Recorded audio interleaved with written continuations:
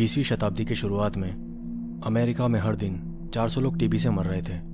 Ohio river के आसपास का सूखा क्षेत्र इस तरह के बैक्टीरिया को पनपने में काफ़ी मदद कर रहा था। इस भयानक बीमारी का उस वक्त कोई इलाज नहीं था और लोग लगातार हॉस्पिटल में एडमिट हो रहे थे। ये बीमारी काफ़ी भयानक थी, इसे उस वक्त वाइट प्लेग का नाम दिया गया। इसके केसेस लगातार बढ़ रहे थे। बाद में पेशेंट्स को कंटेकी के माउंटेन्स पर शिफ्ट किया गया, जिसके लिए वहाँ पर वेवरली हिल्स नाम के एक सैनिटोरियम का निर्माण किया गया। इस बिल्डिंग में 5 इमारतें थी और यहाँ एक साथ 500 मरीजों को रखा जा सकता था। टीबी को फैलने से रोकने के लिए वेवरली हिल्स को बाहरी दुनिया से बिल्कुल अलग कर दिया गया।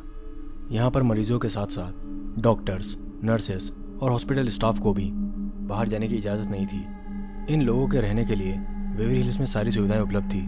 खुद की वाटर फैसिलिटी के साथ साथ यहाँ 2 सिनेमा घर भी थे। साथ ही एक कब्रिस्तान भी बनाया गया था। पहाड़ी के ऊपर चारों तरफ ऊंचे ऊंचे पेड़ों से घिरा ये इलाका काफ़ी शांत था और यहाँ पर मरीजों का इलाज होने लगा।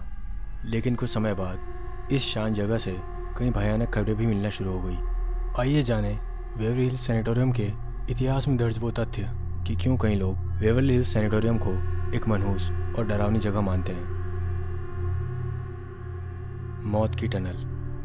वेवरली हिल्स के नीचे एक 500 फीट की कंक्रीट की टनल है जो हॉस्पिटल के बेसमेंट को पहाड़ी के दूसरे छोर से जोड़ती है। सुरंग की एक तरफ सीढ़ियाँ हैं और दूसरी तरफ का हिस्सा हॉस्पिटल में आने जाने वाले सामान की सप्लाईज के लिए बनाया गया था। एक समय में वहाँ पर मरीजों के आंकड़े इतने बढ़ने लगे थे कि ऐसा माना जाता है वेवरली हिल्स में हर घंटे एक व्यक्ति की मौत हो रही थी।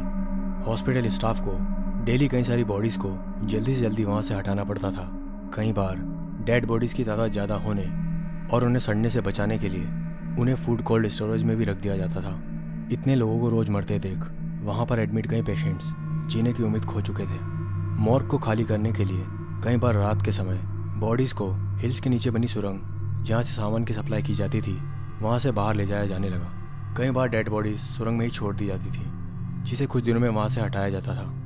कई लोग इसे मुर्दों की सुरंग बुलाने लगे थे।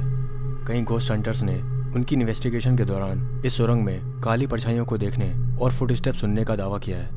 इस हॉन्टेड सुरंग में लोगों ने काफ़ी भयानक एक्सपीरियंस किए हैं। Room number 502। सैनिटोरियम के 5th फ्लोर पर रूम नंबर 502 भयानक घटनाओं की वजह से इन्वेस्टिगेटर्स के लिए चर्चा का विषय बना हुआ है।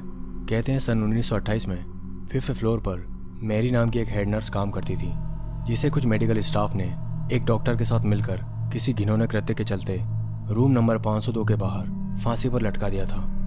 तब से रूम नंबर 502 और 5th फ्लोर पर उसके आसपास का ये एरिया काफ़ी मनहूस माना जाता है। जब भी कोई व्यक्ति इस रूम नंबर 502 में एंटर करता है उसे घबराहट से होने लगती है और उसे चक्कर आने लगते हैं। रूम की लाइट अपने आप बंद चालू होने लगती है और कई लोगों ने रूम नंबर 502 के आसपास मेरी के भूत को भी देखने का दावा किया है।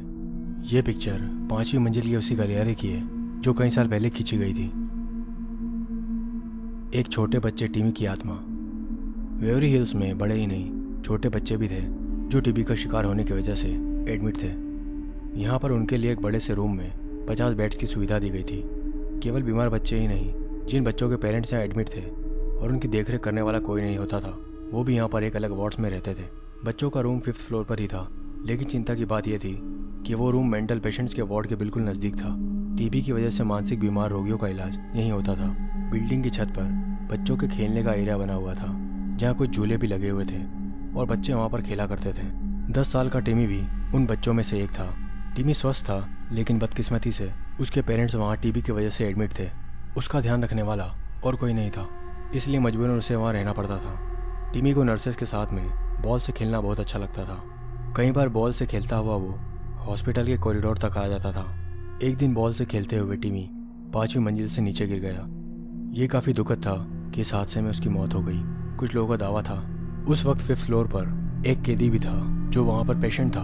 वो उस दौरान छत पर ही था जब टिमी ऊपर से नीचे गिरा था और लोगों को लगता था उसी ने टिमी को धक्का देकर मार दिया होगा। हालांकि इन्वेस्टिगेशन से ये प्रूव नहीं हो सका कि उसने टिमी को मारा था। लोगों का मानना है आज भी टिमी को बॉल से खेलना काफ़ी पसंद है, इसलिए कई बार 5वीं मंजिल पर बॉल के लुढ़कने और टप्पों की आवाज़ें सुनाई देती है।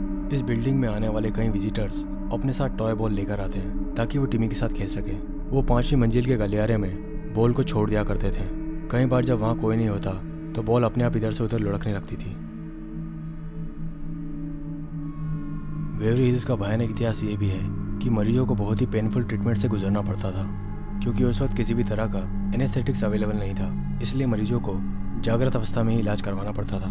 कई बार मरीजों के सीने को चीरकर रिब्स को रिमूव करना पड़ता था ताकि लंग्स में इन्फेक्शन का इलाज किया जा सके। एक ही बार में 3 से ज़्यादा रिब्स को निकालना जानलेवा हो सकता था, जिसके चलते कई बार सर्जरी करनी पड़ती थी और कई बार तो as a last resort lung के इन्फेक्टेड भाग को काटना पड़ता था। इस दर्दनाक प्रोसेस में केवल 5% मरीज ही सर्वाइव कर पाते थे। कई केसेस में टीबी के बैक्टीरिया मरीज के दिमाग तक ट्रेवल करके उसके नर्वस सिस्टम को प्रभावित कर देते थे, जिसकी वजह से मरीज मानसिक तौर पर बीमार हो जाता था, जिसके बाद उन्हें इलेक्ट्रिक रूम में ले जाकर इलेक्ट्रिक शॉक दिए जाते थे। इसमें भी कई बार कुछ पेशेंट सर्वाइव नहीं कर पाते थे।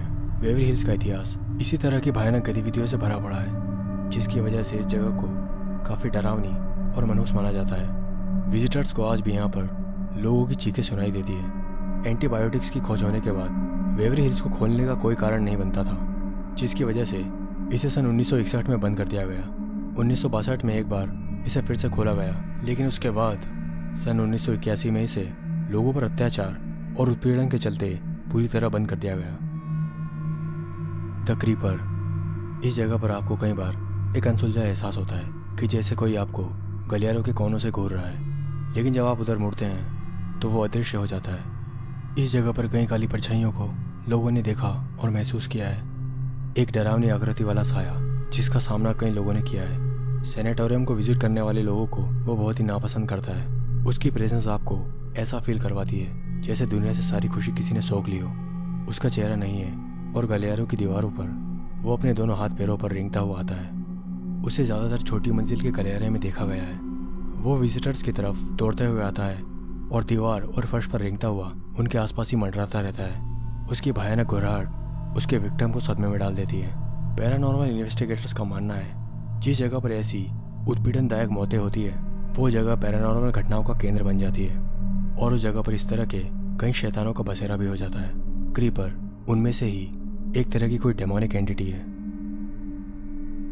इसके अलावा जब उस सैनिटोरियम में कोई नहीं होता, दरवाजों के स्लैम होने की आवाज़ें और अनजान फुटस्टेप सुने जा सकते हैं। रोने और खांसने की आवाज़, कमरों की दीवारों पर इंसानों के चेहरे की आकृतियाँ उकेरी हुई दिखती है। खिड़कियों से घूरते हुए साए, बच्चों के राइम्स गाने की आवाज़ें और सफ़ेद कोट पहने डॉक्टर्स के पारदर्शी साए गलियारों में इधर उधर घूमते हुए भी देखे गए हैं, जो दीवार के आर पार निकल जाते हैं। ऐसा लगता है इतने हजार पेशेंट्स की कष्टदायक मौत ने बेवरली हिल्स सैनिटोरियम को पाललोक की घटनाओं का गढ़ बना दिया है। कोई भी व्यक्ति इस डरावनी और मनुष्य जगह जाने से कतराता है, सिवाय पैरानॉर्मल रिसर्चर्स के।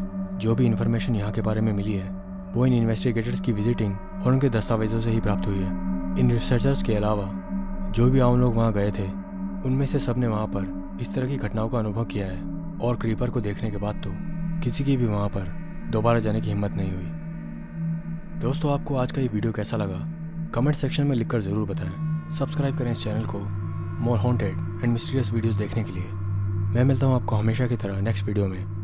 तब तक के लिए बाय बाय।